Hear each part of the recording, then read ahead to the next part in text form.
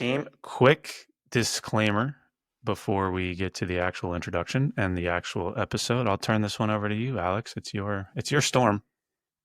Careful listeners may notice about the midpoint of this episode like a giant thunder crack that shook my house.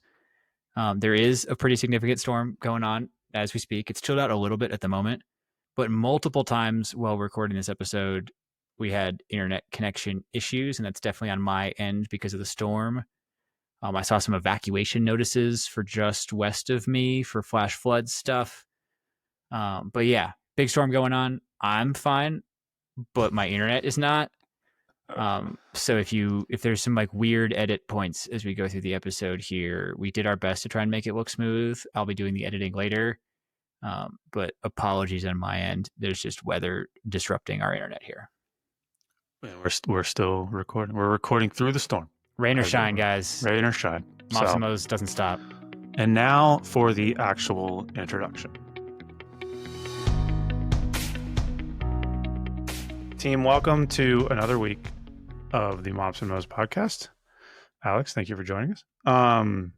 Just the two of us this week. We have a series of things. What do you want to call this one? An FAQ?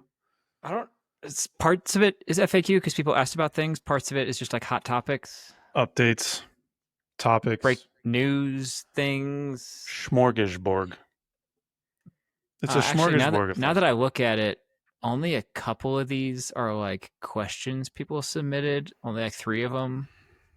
Well, there you go. It's a mix. So we have some news updates, some questions like you mentioned, some rants maybe. Mm-hmm. We're gonna have to work pretty hard to stay on track because several of these could be entire episodes. Sure. Well, and maybe that's a call to action for the people. If one of these topics piques your interest, tickles your fancy. Yeah. Speaking of, I don't know how to get transition for this. I was going to say tickling. That's weird. I'm just going to Are you going to link what we just talked about? There you go. Nice. Guys, look, the public service announcement, LinkedIn blows. I say this because amidst the brief, I'm trying to think of like a good metaphor. Amidst the brief, like pastures of beautiful conversation, it's just a clusterfuck of stupid shit. I keep getting, I don't know about you, I keep getting like friend requests from financial advisors who aren't. What is that? Why is that? I wonder. I'm gonna is there in like another a browser window here. Virus thing or something? I'm gonna open up LinkedIn. I'm gonna see how many unanswered connection requests I have. I've started to be more discerning in my acceptance of things. I have 145 pending invitations. Sorry, guys. I'm not gonna name this dude. Probably a nice dude. We have several dozen mutual connections. He calls himself a connector. What does that mean? Good question. People are just making shit up on LinkedIn. I don't know. You're better at it than I am. We post our episodes up there. People comment. Occasionally we get some good dialogue. There's some good dialogue right now on Commander Bernstein's episode. But man, the virtue signaling is just next level. I don't know if you have any thoughts. I have found value in it occasionally because it's a good place to we've got some good guests off LinkedIn. Yeah, to like pull together a professional community. There's some value there. Mm-hmm. But I mean, I think one thing people should know is how the LinkedIn algorithm behaves. I don't think people fully appreciate this. If somebody you are connected with interacts with a post, it's going in your feed. So you don't have to be connected with the person who posted it or have anything to do with the content. It's if anybody you're connected with interacts with it, which on the flip side, if you create content on there, anytime you can get somebody to interact with your content, it's going to get shown to everybody that person is connected with. And that has pros and cons. It means when like a conversation is popping off, a lot of people are drawn to it. But like the kinds of things you do to get a conversation going aren't always productive or Seems helpful. like a lot of noise and very little signal. That might be true. Like here we go in my inbox. This might sound a bit out of the blue, but my financial firm is expanding rapidly right now, and we're specifically looking for leaders with coaching and training experience. No, you're not. No, you're not. I have nothing to add to your financial firm, Sammy. You probably fall into a Uh, weird space where like you have a degree that's a in good point. business and then like Maybe certain that's why. keywords show up weird for you. Yeah, former athlete, blah blah blah. I LinkedIn get keeps more of. suggesting that I get into like public relations. Like it's been offering me jobs or like suggesting that I'm highly qualified for This is jobs that are turning like, into the MySpace of the internet. yeah. Before long, I'm gonna have a virtual hamster on my homepage, and you can click it, music plays or something. The real ones will know that reference. But anyway, back to the topic at hand. Where do you want to start with this? uh, we'll start with one that I think is like extremely conversation worthy for basically everybody in this space, but I don't have a lot to add because there hasn't been any real news. Would you Is say it's still a rumor at this point? Oh, I think it might be more than a rumor. More than a rumor? It did genuinely get asked by the White House press pool. Actually, shout out Jeff Shogel, Task and Purpose, for asking the question.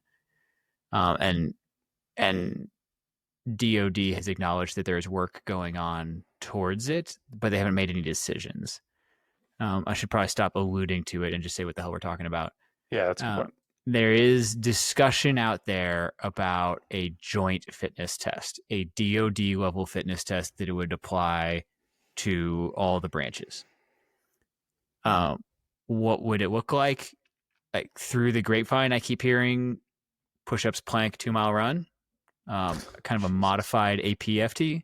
So we're back to the test we moved away from. It does feel that way a little bit, and it does feel like a little bit of a step backward. Um, but we also haven't seen it go anywhere yet. I don't think any decisions have been made. Um, who knows? I imagine just me picturing what's going on right now. I imagine you got a bunch of Marines that are upset about they want to keep their 3 miles, and then you got a bunch of Air Force people that are pissed off because they want to keep their mile and a half, and probably got a bunch of Army people that are trying to defend the AFT.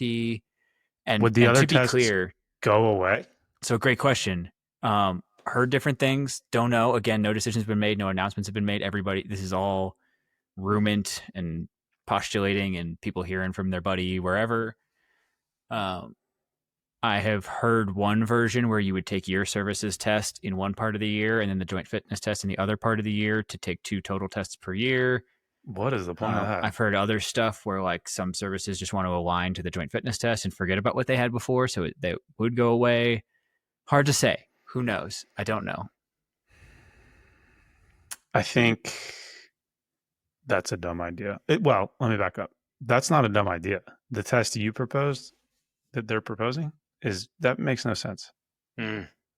And I also would argue that if it took the army, what was that post you put on Instagram today? Like it was easier to liberate Europe Yeah, it took than less time to liberate Europe from the Nazis than it has taken so far to update the online portion of Master Fitness Trainer / H2FI. and the Nazis are pretty well organized. It has also taken less time to defeat the Nazis than it has to like complete the rollout of the Yeah, ACFT. it's true. Which makes me think that if one branch takes that long to do one thing, if you do all the branches, I This mean, you're talking. this will like blur into other things we talk about later. I remain a little bit flummoxed. So It's a the good word. DoD's policy on fitness testing is DoD Instruction 1308.3. Do you And have that sometimes pulled up, or you just know that? no, I just know that. I'm that big a nerd. I have mentioned it like multiple times today. That's fair. But what throws me for a loop is that it doesn't seem like the services have read that instruction before they start doing their own thing. Because DoD 1308.3 defines 2 different kinds of test. A general fitness test that's designed to like assess overall health, fitness, and wellness, not specific to a job. And that's what this joint fitness test seems to be trying to accomplish, is standardizing. Because like generalized health, fitness, and wellness is not branch specific, right? Like if you just want to be overall healthy and that's all we're testing, we're not testing your ability to perform on any specific occupational task. That would seem to be pretty universal, right? Not specific to your job or your branch or whatever. And then the other type of test is occupationally specific, and we're going to talk about that in a second. But that's where you get into age and gender neutral, based on the actual tasks of your mission, your job, your branch, whatever. and we continue to blur those together, right? Like part of the problem with the ACFT rollout is it tried to be both, or at least originally it was like occupationally specific, but it applied to the whole Army. We've taken out the occupationally specific language. We're pretending it's just a general health and wellness thing, even though it was like a little bit designed based on specific soldier tasks. It's a mess. And I don't understand.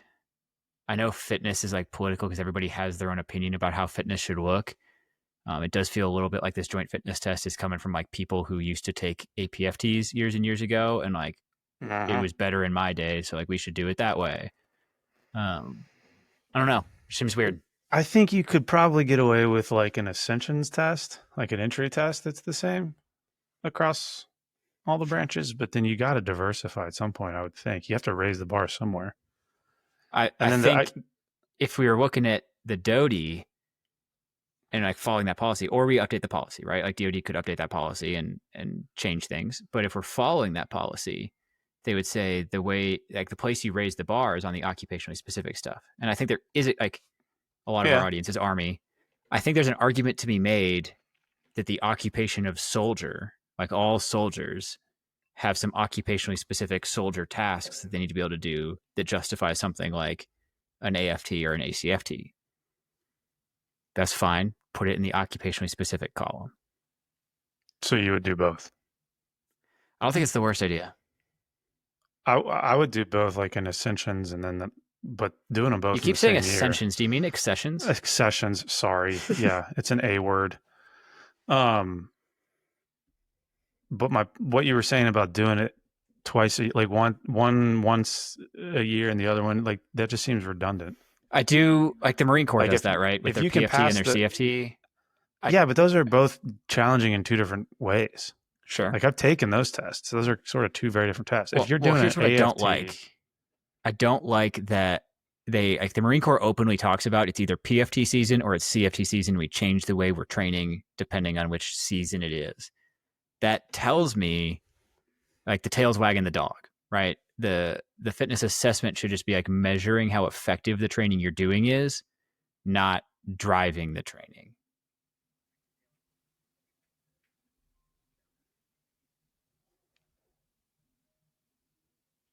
Still there? you froze and your connection got really bad. I saw like a reconnecting. There's a big storm going on outside and some flash flooding. So hopefully it recorded what I said. There's a what? There's a huge storm and a bunch of flash flooding warnings. So I don't know. Uh, so you could be dying right now and I wouldn't know because your signal sucks. I'm on the high ground because I buy a house in a smart place. That's I'll be fair. fine. I didn't hear anything you said, but maybe it was recorded. Maybe you can edit. I don't know. When did you lose me? After I said having no a CFT You've taken season and both those PT PFT tests. CFT. Yeah. Yeah. Yeah. Okay. I'm gonna get rolling again from where I was then, just so I have an edit point that I can go to. Okay. There's a big delay though too in your voice and your mouth. Shit. We'll figure it out later. That's fine. We'll do it in post. My problem is that Marines will openly tell you they train differently between PFT season and CFT season. Like the test that's coming up drives the training that they're doing, and that tells me that the tail's wagging the dog, right? We're not using testing to spot check training that should be oriented towards the mission. We are training to the test as like the driving thing that is determining what kind of physical training we're doing. That's a problem.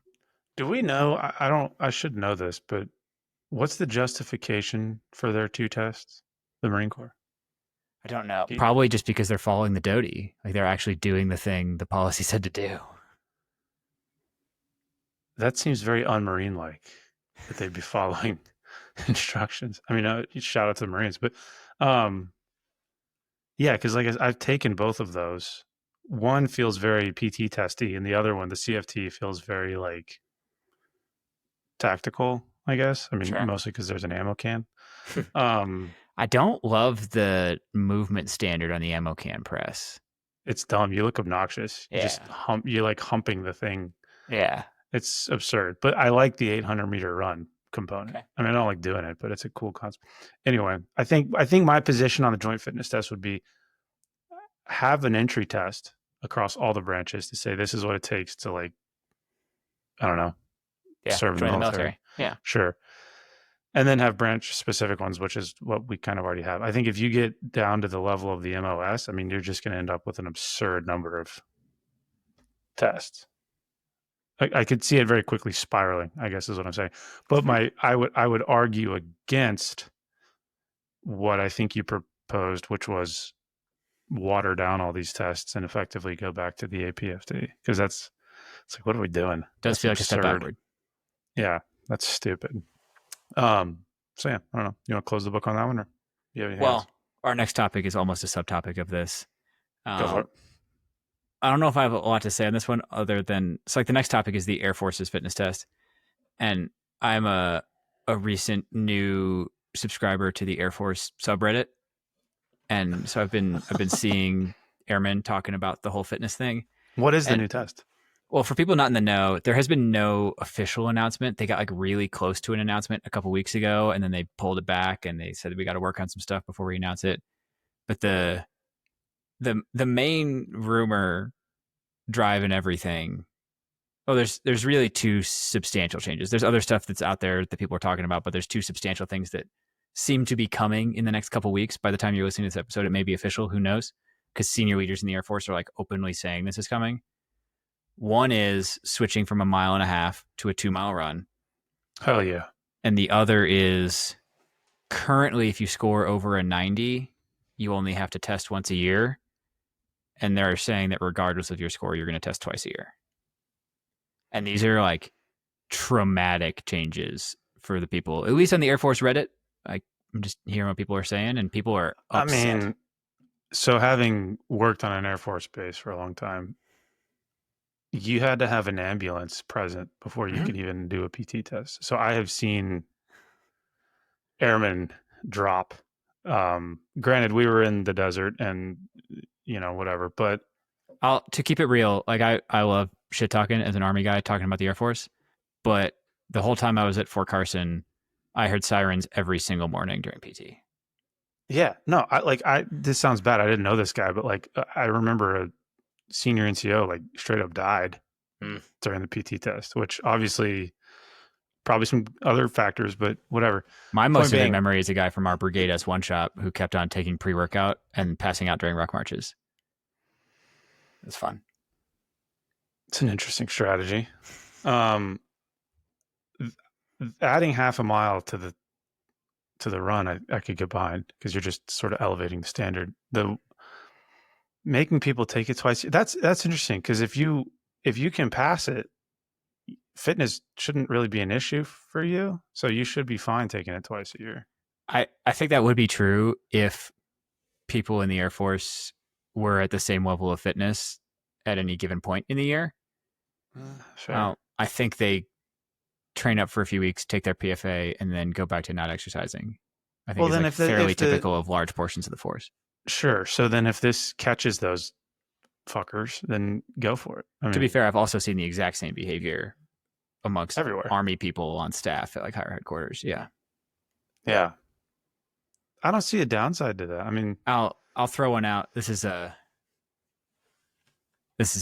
shameless shout out to a previous podcast guest who came on our podcast like long time ago. Our Space Force episode was a really long time ago, 2 years plus, 2.5 years, something like that.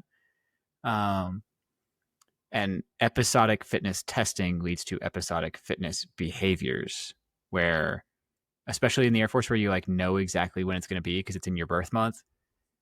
People just don't worry about fitness until it's time to test. Is that true? They don't test by unit. They test at like a base. That is true. Testing cell in their birth month.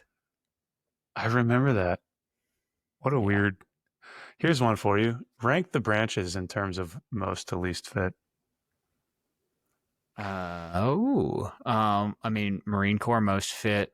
Here, let's do it this way. We'll go 3, 2, 1, and then boom, you have to say it. So I think both of us would put Marine Corps at the top. We're about to say the same list, man. It goes Marine Corps. I don't. Let's see. Ready? 3, 2, 1. Army. Is the second one? Yeah. Duh. Yeah.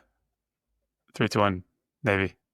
I don't know. Now we start to maybe See, disagree. this is why this game is fun. But I would say I would put Navy over Air Force. I think it's easy to say Marines first, Army second. Then I think, because Navy has some fitness problems. Yeah, but so does the Air Force. We just talked about sirens.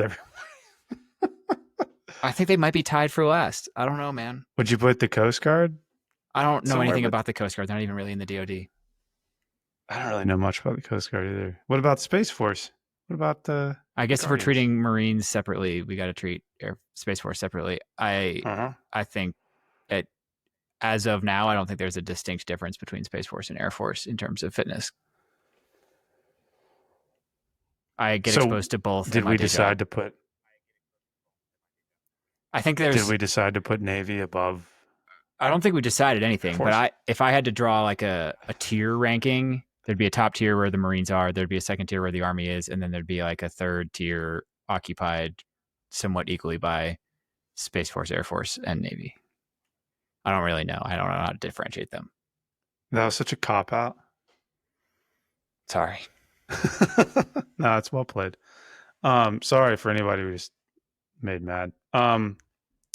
Okay. Well, I mean that's the Air Force fitness test for you. That's that segment. Side note before we depart from it, I did put a post up on Before the we fly Instagram away. today. Yeah, exactly. Nice. Um, I did put an Instagram post up today if people want to check it out, or you can Google it and find news articles and stuff. But speaking of occupationally specific fitness tests, this one has been in the works for I think like at least 7 years. I remember first hearing about the Grooster event a long time ago. But the Air Force has finally launched their occupationally specific test for explosive ordnance disposal airmen. So they take a different test now. Nice. Makes sense.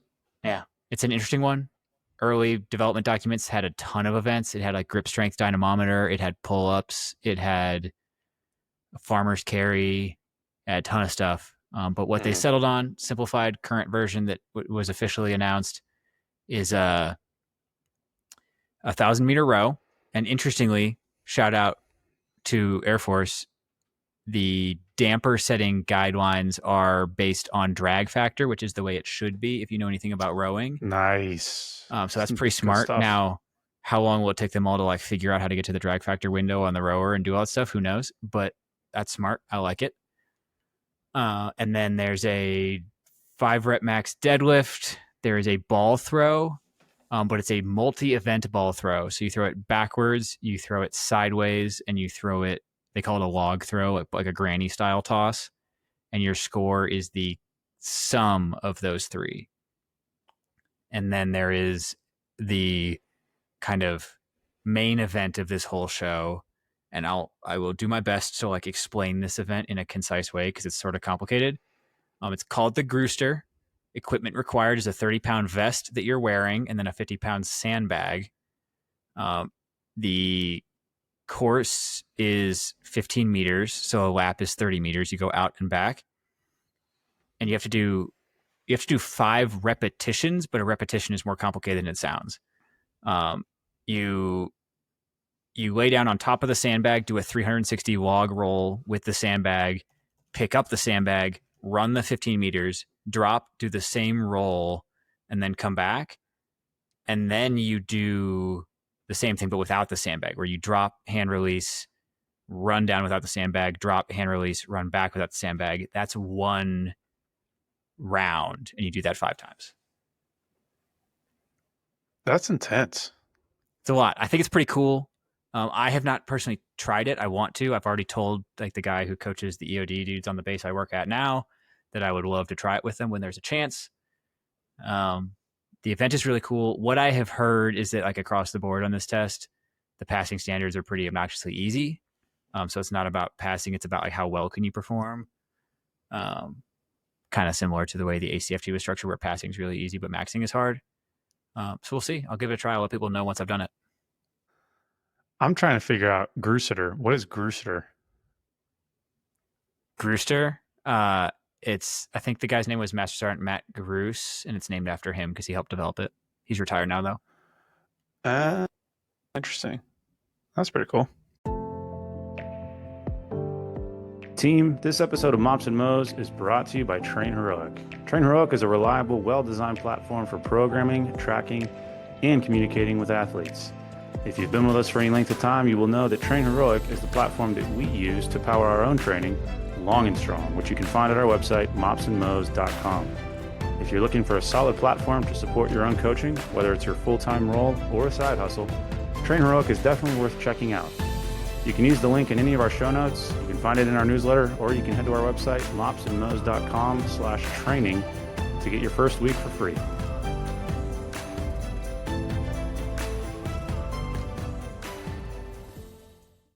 I am of the opinion that the Marine Corps body bearers have one of the coolest PT test standards. Okay. But you've told me you're going to disagree with me. Yeah, so before I disagree with you, do you want to explain it to the people listening well, what I'm that test trying is? to. I'm trying to pull it up. It's Do you want me to disagree with you while you pull it up? No, I got it right here. Ready? Bench press 225 for 10 reps. Military press, which is overhead press, strict press 135 for 10. Barbell curl 115 pounds for 10, and squat 315 for 10. I think, well, and plus the fact that they have to have, I think, a perfect score on the PFT. If that is the case, then I'm more okay with it. It's the most bro test of all time, obviously. That's obviously. Have you seen videos of these dudes? They're tanks. But like, it's not a test. It's a powerlifting test. Well, they are power lifters, basically. Yeah, but that's not. That's like pretty specific to carrying coffins. I think caskets. I'm looking at pictures of the body bearers. I do not think they are maxing the 3 mile run. If they are, I'm extremely impressed. I will credit agree to you if you are doing that. But I'm looking at pictures of these dudes. I do not think they are maxing out the 3 mile run. I think you strength test. I don't. 600-pound casket. Hold it at shoulder height. They don't carry it on the shoulder. Oh, that's interesting. It's good to know. How fast do Marine Corps body bearers have to run? They are expected to pass a Marine Corps PFT.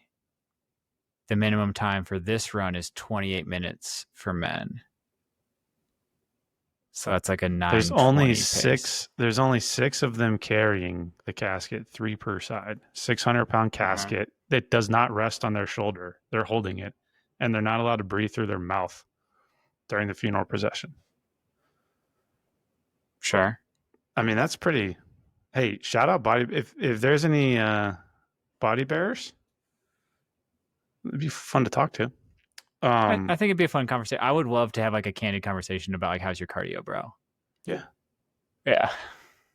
They're all okay. This is stupid dummy Marine guy on Reddit. They're all roided out. There's probably some gunny just feeding it to them. Hopefully they get some special allowance to pay for it all.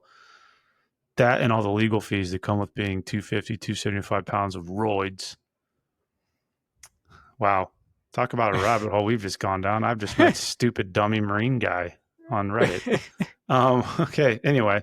Looking at the guys, and this is superficial. I'm literally just looking at pictures. I know nothing. There's not a lot of like it doesn't scream these guys are on steroids. It screams these guys are built like barrels, shit houses, and eat a lot of food. Here's what we'll do. Let's do this.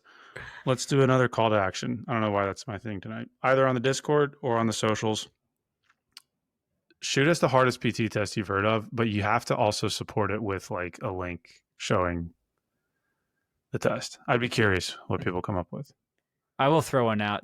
I'm only reminded of this because we're talking about steroids and not necessarily not the same thing, different situation, but I've received a bunch of questions or suggestions that we talk about peptides on the podcast or like bring an expert on to talk about it or like something, just like address the whole peptides conversation.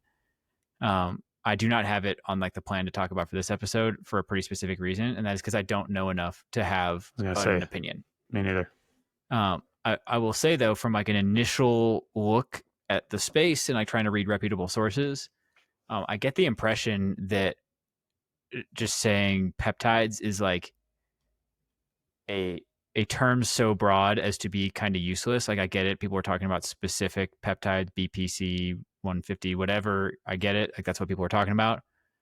So I think if we try to have a conversation, it's going to have to be specific to certain peptides and certain peptide hormones, because as I understand the terminology here, just saying peptides as a blanket term is like so vague that it's kind of useless. But whatever, that's not what we're doing this episode. We should get a peptide expert on here. I have put feelers out for some experts and received a couple potential recommendations. We will see what we can do. Nice. You want to talk about the NDAA? Yeah, I don't have a lot to say here, but people seemed interested. You want to explain what the NDAA is first? Yeah, extremely briefly. And we've talked about this before. We've had whole NDAA news episodes. NDAA is the National Defense Authorization Act. Congress uses it to like authorize spending. It goes beyond the DoD a little bit, but like it's National Defense Authorization Act. So it's basically telling DoD what spending is authorized on. Mm-hmm. And annual, every year. Yep, every year. Well, hopefully they get it done every year. Lately, we don't seem to get it done. Like, that's the whole problem. Whatever. But I am a giant nerd.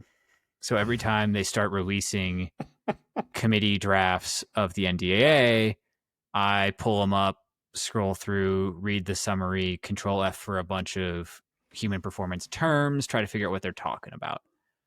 There was lots of human performance related stuff in last year's. This year's is kind of slim pickings. House has released their full current version. As far as I can tell, almost nothing specific to human performance in there. On the other hand, Senate has not released their full version. They've only released a summary.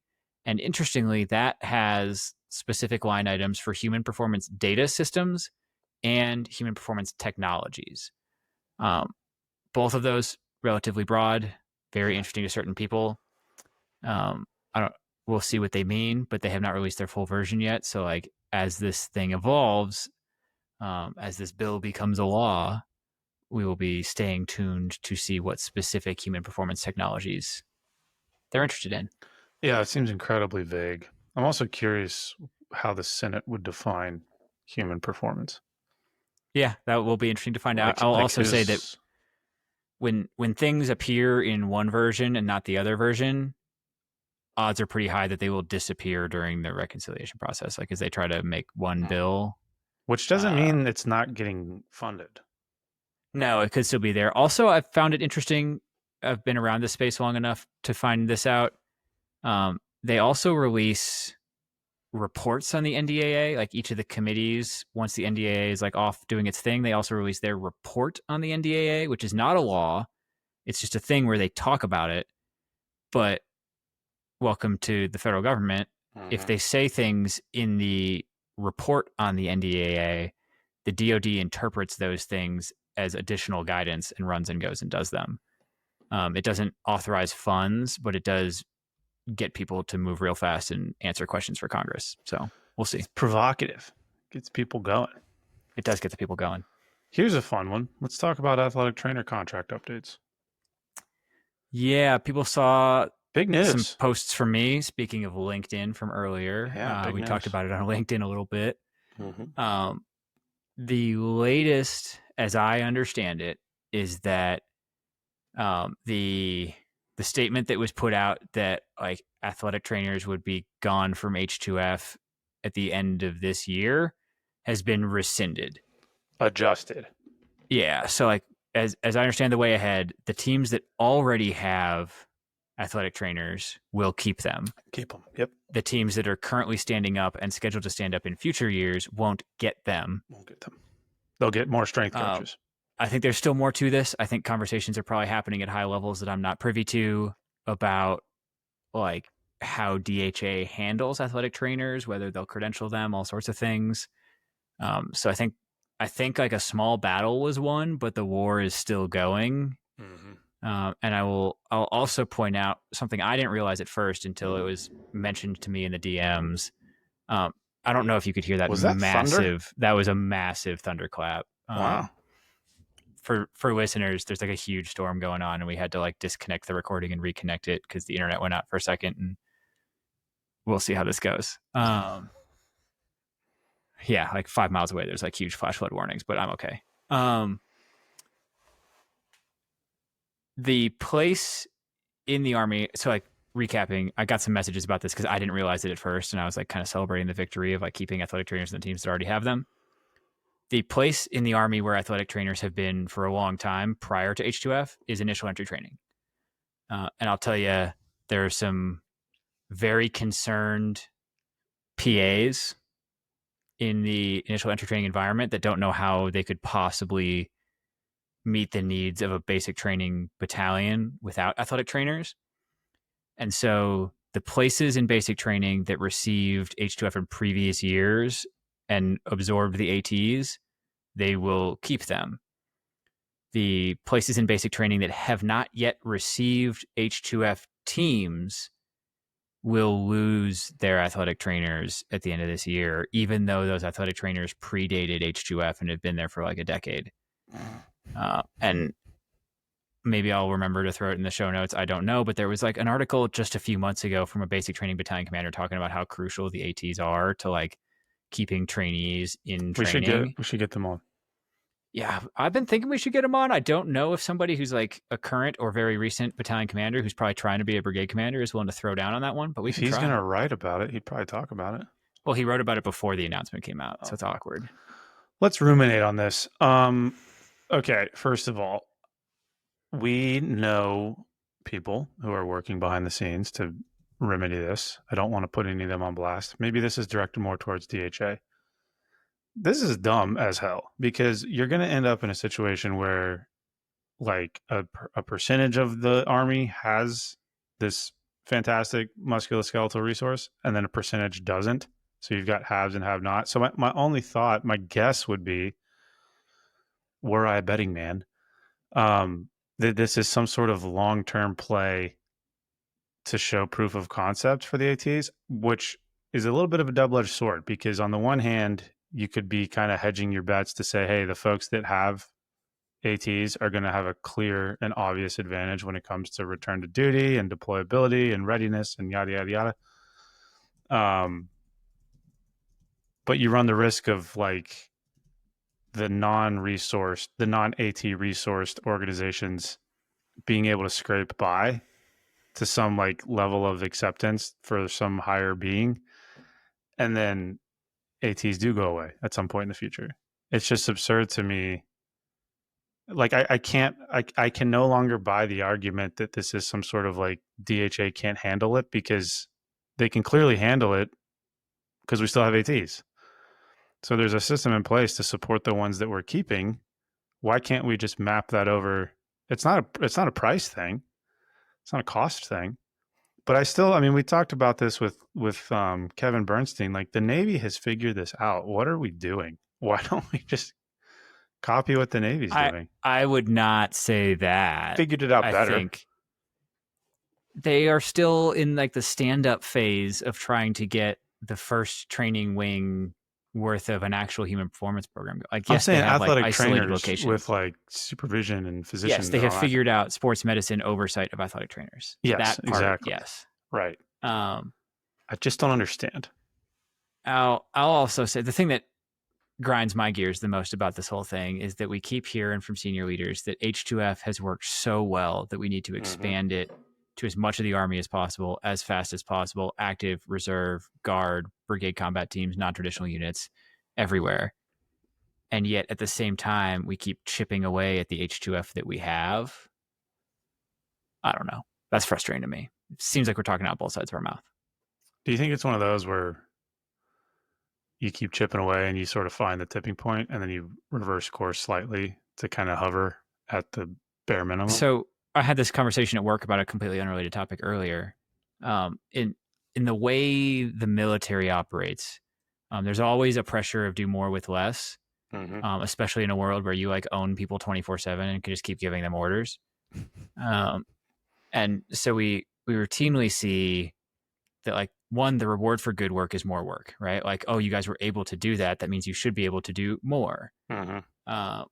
And a common strategy I have seen is sometimes leaders will know that they need more resources to do what they're being asked to do. And they'll ask for those resources and they'll fight for those resources and they won't get them, right? And they've provided all these warnings that it's going to fail without those resources. but senior leaders aren't really interested in those warnings. They don't have anything like proving that person is right. They're like, well, we'll just like spread the peanut butter a little thinner and it'll be fine. And that's where what I call the dumpster fire strategy comes in, which is you got to let it burn until the smoke rises high enough that they can't ignore the problem anymore. Good point.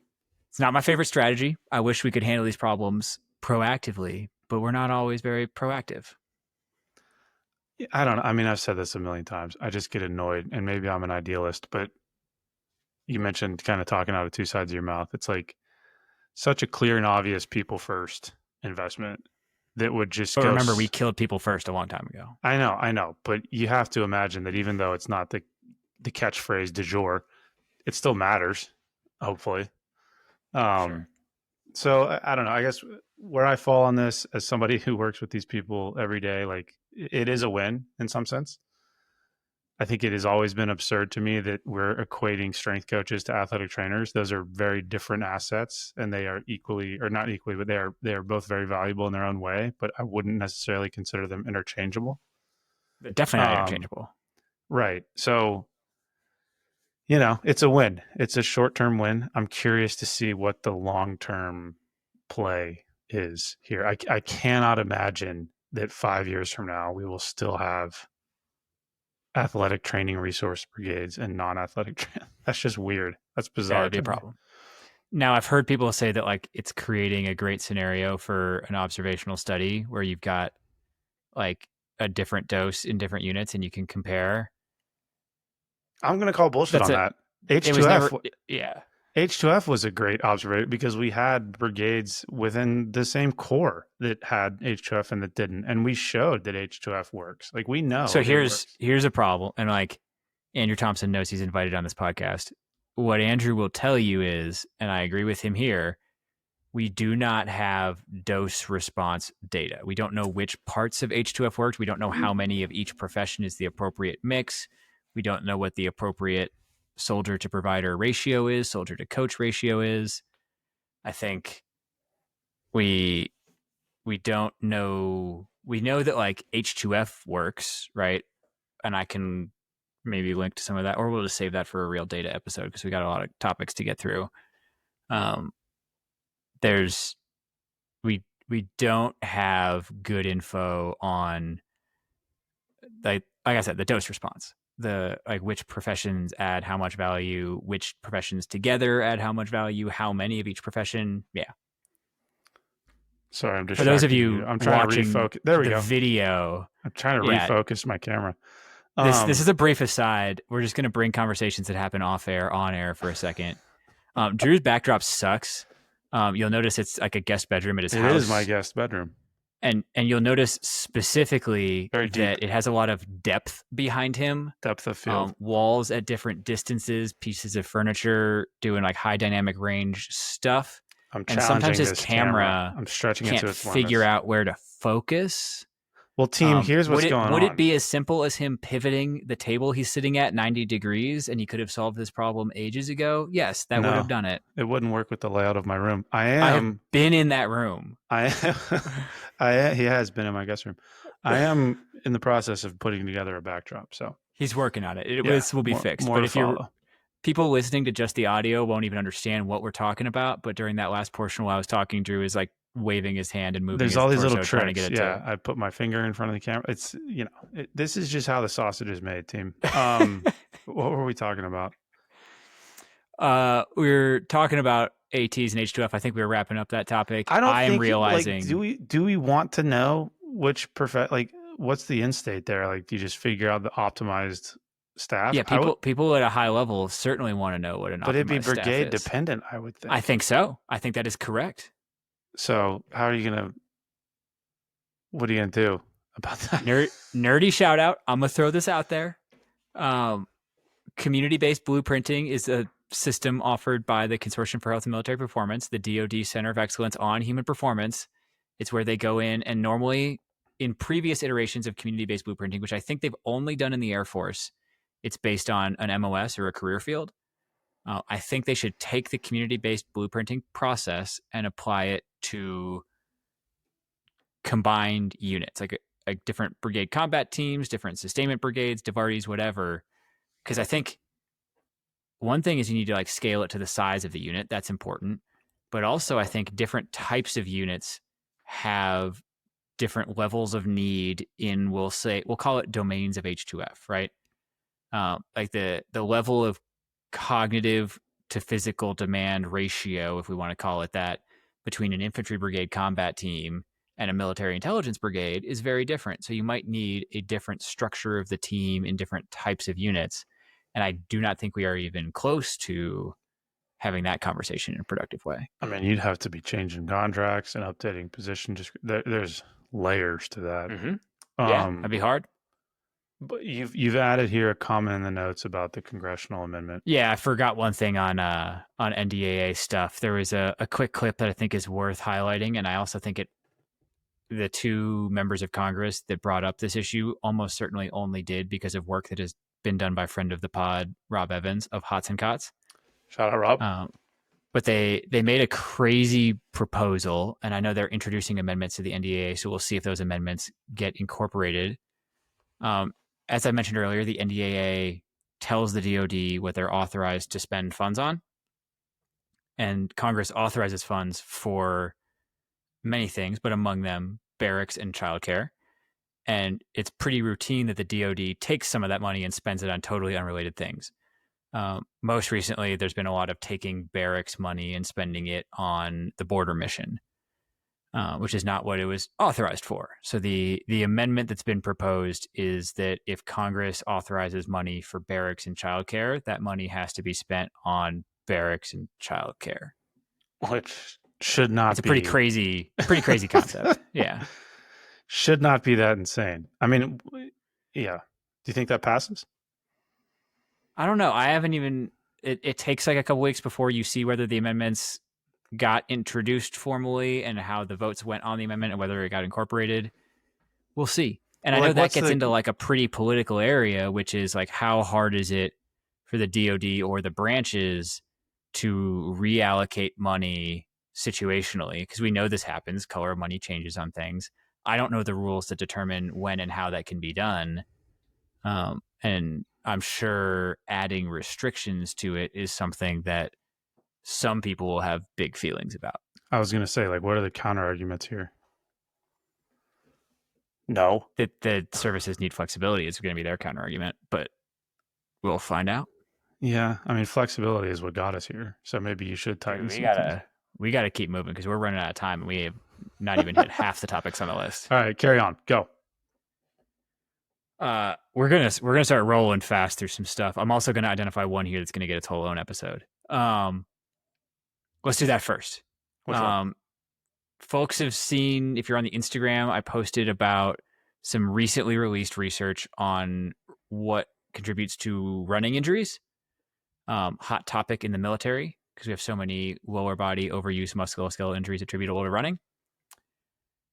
New research came out pretty recently, I think literally this month, suggesting that it's much more about spikes in individual session volume, so like longest individual run rather than total weekly volume, that contribute to injury risk. 5,000 person study from a Danish team. Pretty cool research. I saw it when it first came out and didn't think too much of it. But then I started to notice that it's been like highlighted and emphasized by many of the smartest people I follow in the endurance training world. So that made me go back and really give it an extra look. I could talk about it for a while here. I'm not going to do that. The basics are on the post. It's an open access BJSM article. You can go read the whole thing for free. I have sent an invite to the corresponding author inviting them to join us on the podcast. We have not received a response yet. So I might try some other channels to try and get them on, but that one will get its own whole episode because I think it deserves it. Yeah, that'd be a sweet conversation. 5,000 participants is insane. Pretty good. I think it was a Garmin-based study. I know they say in there that they thank Garmin for assistance with the recruiting portion. Yeah, it's pretty interesting. I will also, as much as I want to respond, I've received a number of DMs and comments about how the acute chronic workload ratio is outdated and terrible. Yeah. I'm going to push back on that when we finally talk about this. I'll be honest. I'm going to save it. I'm not going to do it now because I said we were going to skip past this topic and give it its whole own episode. Um, I think there's some fun math debates related to ACWR, rolling average versus exponentially weighted, whatever. But the places where it seems to work and the ways it seems to work seem very relevant to tactical to me, actually. So put But a pin whatever. in it. We'll come back to it. Yeah, we'll come back. Cool. Next one's just kind of a news highlight. I think this might have been a Steve Bannon article. Let me click over and check. Yes, indeed, it was Steve Bannon, friend of the pod, who released an article. I will make sure this gets into the show notes. This was released end of June on campus-style dining, and he called out a few interesting things. If you haven't seen it, they talked about this at AUSA last year, about how they want to modernize the Army dining experience and contract it out and privatize it. I'll just state up front, I think this is dumb. I think yeah, the Army dining is not struggling because there's a fundamental flaw in the DFAC or cafeteria model. It is failing because of execution and resourcing. Mm-hmm. It is clearly able to be done well. There are a number of soft unit defects that are excellent. And there are even some conventional unit defects that are really, really excellent. Fort Benning, I think it's 316 Cav. That defect is incredible, doing awesome things. I've been to many defects. My career is weird in that I have been to an astonishing number of defects. But just to highlight some of the things Steve pointed out in the episode, the language of the solicitation says that they'll be exempt from nutrition standards, so they don't have to follow any particular nutrition standards for the meals they serve to service members. They will be allowed to sell extras that are not covered by meal card to like try to make extra profits, like other things that aren't included that you upcharge for. They will be allowed to sell alcohol for profit at these places. And perhaps most interesting is, despite all of that, as of 25 June, and it's worth noting that the deadline was 1 July. I don't know if anything changed between the 25th and the 1st, but as of 25 June, there was no contractor for it. Nobody had stepped up. So it'd be one contractor for all defects? I believe the nature of the current solicitation, and it is a pilot, so it's only limited. It's like 5 specific locations as part of this, but I do think it's supposed to be one overarching contractor, and I'm sure there'd be lots of subcontractors and stuff. But yeah. I mean, lowest acceptable bid on a defect seems like a weird. And alcohol for profit. We will find out. Privatizing other things has led to mixed results, so we'll see. Do you have an example of a good one? Of privatizing stuff on base? Like housing has not gone well. But I don't know how well it compares to before it was privatized. Sure. People criticize it often. I don't know. I also know there's been chatter about privatizing like AFES and or DECA, so the PXs and the commissaries. Mm-hmm. I don't know what's going on there. I don't know, because like we say privatizing, and privatizing is supposed to work because of competition, but we privatize in a non-competitive way, right? Like you don't get to choose between different privatized housing companies on your base. There's only one. Yeah, and they're not competing with anyone. The competition already happened. Yeah, and like a huge portion of Army privatized housing is in the hands of a British company that has been taken to court repeatedly for failing to like uphold basic standards. And yeah, it's a mess. I don't know. I'm not confident that this is the way ahead. I think we should figure out how to do defects well before we give up on the defect model. I mean, I've seen them done well. Yeah, I mean the NDAA amendment about fixing money towards or something as simple as like deployed defects are typically quite good, and we contract those out. I think usually to KBR, and we just put a lot more money into it. So like it can be done, right? Like if we were just willing to spend more money on it, we could provide really good defects at home. We're just only willing to do that when we're at war, I guess. We'll see. I'm curious about that one. You All want right, to what next? your Maha wins? Yeah, These we've. Mm. oh, this Maha stuff, dude. Oh man. Oh, What are we we'll see doing? what you think. Did you see the post, the Maha wins post that went up on the White House page? No. So while we talk, I think you should Google image search Maha wins because it will be one of the top results. I checked earlier, Maha wins. and it's a list of like 10 or 15 like achievements that Maha has had. Have you found the image yet? It should be on a green background.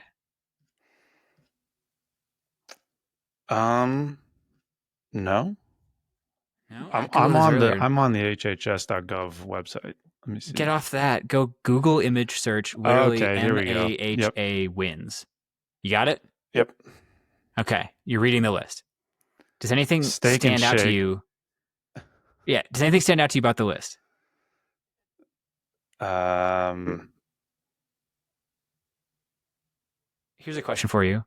Is every single thing identified on that list still ultra processed yeah. after the change? Yeah. Steak and Shake, McCormick, PepsiCo, In-N-Out, Tyson That seems Foods, weird, right? Skittles, Sam's So Club. our big wins are like It's all rearranging food. deck chairs on the Titanic. It's all ultra processed That's a food. great metaphor. Right. We're still sinking. Tim A 311 says RFK Jr. is a great man. Finally, someone that actually wants to fix our food. See, I'm not sure if these changes fix anything. That's my concern. So what I want to know is when did beef tallow become healthy? I know we have hyped it up recently. It's the number one on the list of Maha wins is Steak and Shake switching to beef tallow for their fries. I don't think anybody's under the impression that fries are healthy, whether they involve beef tallow or not. Uh, but beef tallow is extremely high in saturated fat, which we know is bad. People consume too much of it in America already, and it's bad for our heart health. And we're swapping in this super high saturated fat thing to replace high unsaturated fat oils. Like that just seems like a dietitians chime in, let me know. But like I don't hear any dietitians saying that beef tallow is a healthy alternative we should be switching to. I want to know, like, is it more natural? I don't know. I mean, I know people love it for skincare. You It's all you over the know skincare space. if you heard of the appeal to nature fallacy, Yes, but in yeah, that things yeah, that are more natural natural. aren't actually better. Yeah, this is a weird one. This is because I mean I do the the flash briefing on NPR with Alexa every morning, and the food dye thing made the news. Like Yep. we're eliminating food dye from I forget the food product, but it was like Fruit Loops was on the list. yeah. Which I don't know. I mean, sure, you could say that the needle's moving in the right direction, but it's just are we really like doing it? I don't know. We'll see. I don't know, is Starbucks on the list? Do you still have the Maha wins list in front of you? Yes, I do. I don't see Starbucks on I here. think Starbucks might not have finished the changes they've promised yet, so it's not on the wins list. But I thought it was pretty funny watching the CEO of Starbucks talk about how they're going to like remove seed oils from the egg bites, and that's what's going to make Starbucks healthy. Well, Skittles is removing titanium dioxide, But like whatever that is. the nobody like the public health burden coming from Starbucks is not because of seed oils in the egg bites. It's because you're selling people cake in a cup Yeah. and pretending it's You're coffee. selling them caffeinated milkshakes. Like it's Yeah. I don't know. We seem to be missing the point here.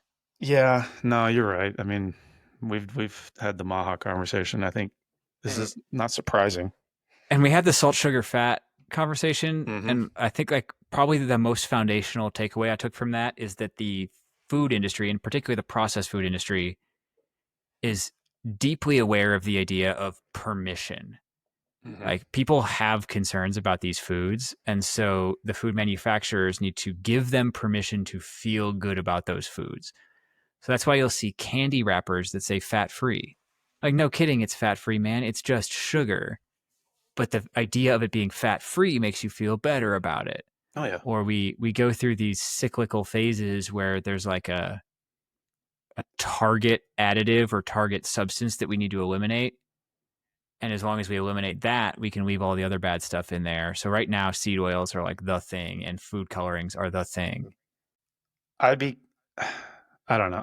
I think that for folks who are interested in this, the salt, sugar, fat episode was definitely our most enlightening conversation. I mean, you could, what I was going to say was I'd be curious to figure out like what, if we assume that RFK Jr. really did have the best of intentions stepping into this, like what stopped that from happening? Are we settling for what we actually can get through? Are we aware of the fact that this isn't actually doing anything?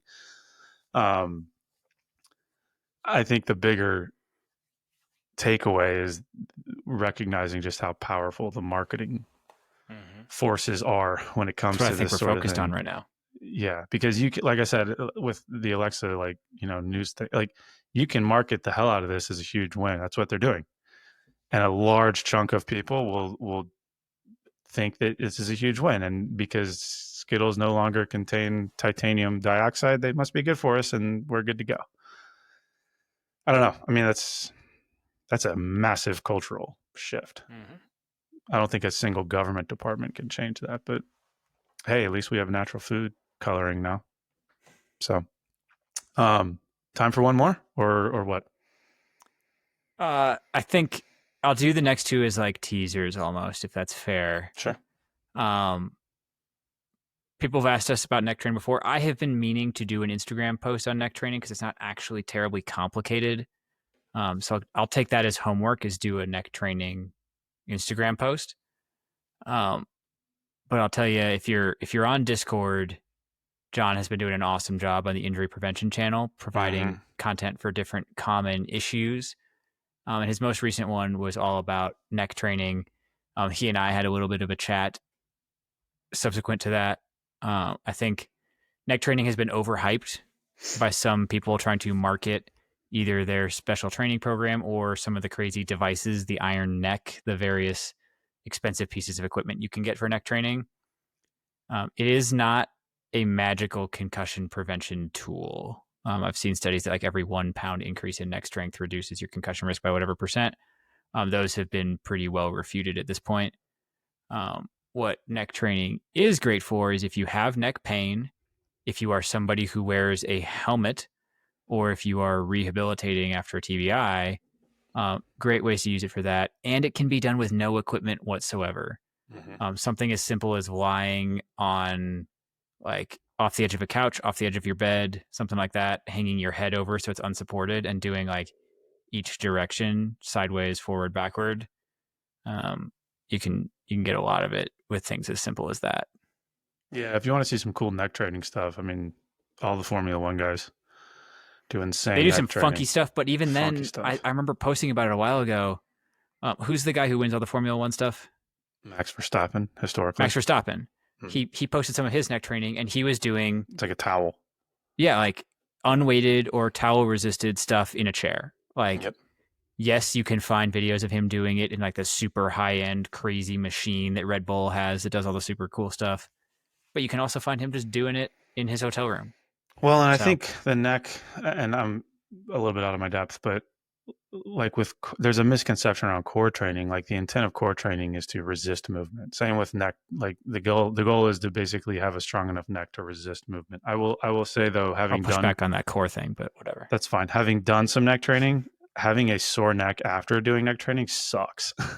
It's a miserable area to have sore because you're just all day like, oh, this hurts. Um, but yeah, you mentioned the Discord. We've got quite a bit of dialogue going on in the Discord about the neck training stuff. So Yeah. one And the more, last last one, one. this is honestly kind of an appeal to the audience. We did get a question on the FAQ that I thought deserves an answer, and I don't really have it. And it is like, what should the H2F team be doing for a unit while that unit is deployed? Hmm. I know plenty of units have gone through this. I think a couple articles might have been written out there, but I'm not familiar with them, if I'm being honest. There are a few folks I should probably call because I know they were in the program director seat when some of these deployments happened. But if you are out there and you've been part of that, would love to hear some of the lessons learned and share it with folks. I would say any embedded human performance team that's been Yeah, involved in short answer. If deployments. you're involved in military human performance and you have like Yeah. something worth sharing, just come up on the net. Hmm. And by come up on the net, I do not mean the Instagram DMs. Some of you may have noticed my auto reply on there saying I don't really check these anymore. And I actually, for once in my life, genuinely am not looking at 95+% of the It's messages true. that come in. It's true. And it has been fantastic for my mental health. So if you want to come up on the net, there's a contact form on our website. My email is alex@mopsandmoes.com, MOPSNMOES. Hmm.